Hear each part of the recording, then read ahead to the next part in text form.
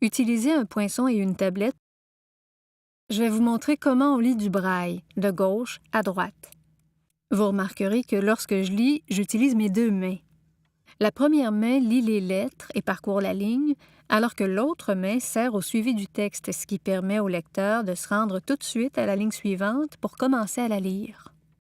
En braille, les paragraphes sont indiqués par un alinéa. Le lecteur peut donc balayer la marge gauche du texte avec un doigt pour déterminer où commence le prochain paragraphe.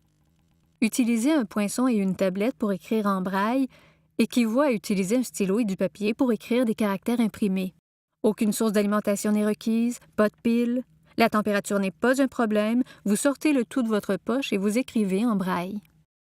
Lorsque vous écrivez avec une tablette et un poinçon, la seule différence majeure, c'est que vous écrivez de droite à gauche et que vous lisez de gauche à droite.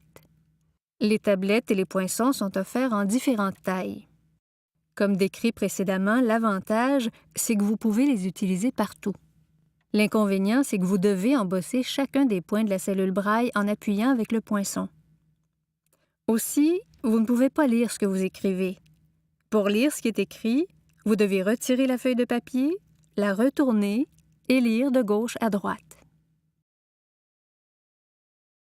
Vous pouvez vous procurer une foule d'articles pour votre mieux-être à la boutique en ligne d'INCA que vous trouverez à l'adresse suivante www.inca.ca/boutique BOUTIQUE. Pour faire un achat, vous pouvez aussi faire parvenir un courriel à boutique@inca.ca ou composer le 1-800-563-2642.